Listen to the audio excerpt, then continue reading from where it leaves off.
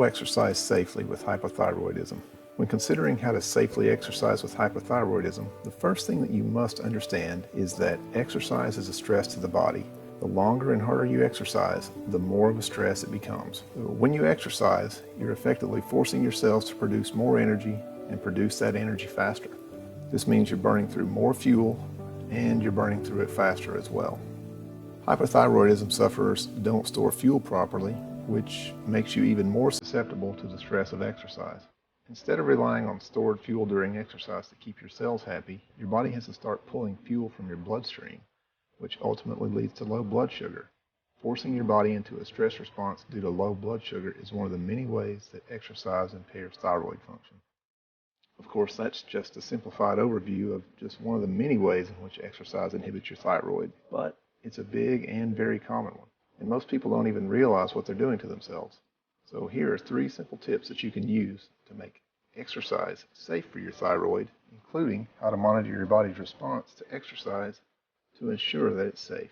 Number 1, avoid cardio, aerobics, intense, and other breathless forms of exercise.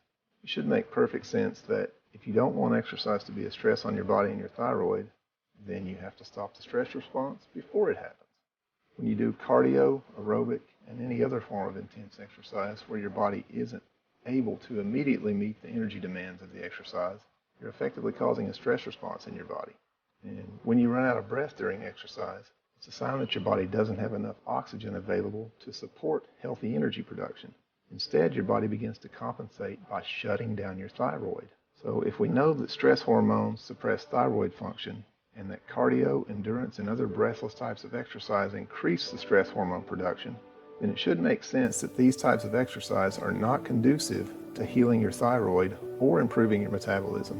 And there are far more benefits to exercise than just burning calories or as a way to lose weight. But to really take advantage of those benefits, you can't overexert yourself. So take it easy. Stop focusing on killing yourself in the gym, because when you do, you're literally killing yourself in the gym. When it comes to exercising with hypothyroidism, less is more.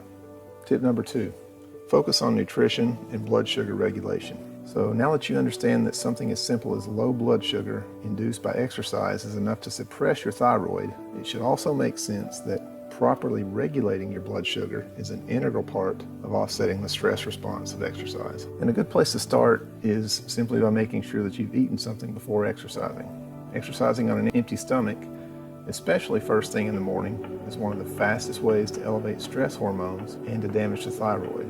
Tip number 3, monitor your temperature and your pulse. So monitoring your temperature and your pulse are 2 of the best indicators of thyroid function and metabolism. You can also use these to your advantage in measuring your body's response to exercise as well. If you simply record your temperature and pulse before your workout, and then again 30 to 45 minutes at rest after your workout, you can tell a lot about whether or not your workout was productive or if it was counterproductive. And if your post-workout temperature drops after your body returns to its rested state, then this is a telltale sign that your thyroid has been negatively affected. But you also need to account for other signs like fatigue, cold extremities, etc. And this ultimately means that you need to go back to the drawing board and make some changes to your nutrition and your exercise plan. So people love to step on the scale every day as a way of measuring their results. But a positive shift in your scale is not an accurate indicator of your shift in your health. In fact, it can mean quite the opposite. So instead of just measuring on your scale, you should really be measuring your temperature and your pulse, because these are far more effective indicators of your overall state of health. A lot of issues associated with exercise today are really caused by our lack of knowledge and understanding of exercise and how it affects our physiology. So instead of making the mistake of assuming that all exercise is healthy and that the more you exercise, the better, start monitoring your temperature and your pulse and see for yourself if your exercise is really serving you and your thyroid. And instead of killing yourself in the gym, listen to your body and stop exercising when you become fatigued or when your performance decreases.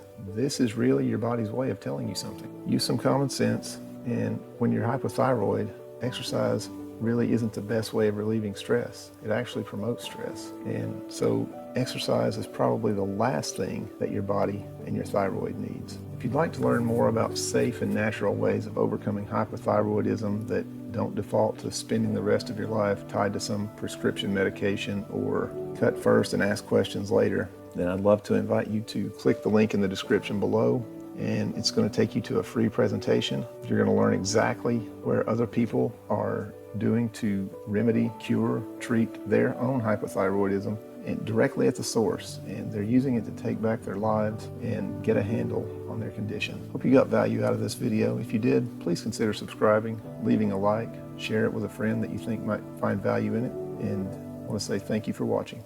Bye.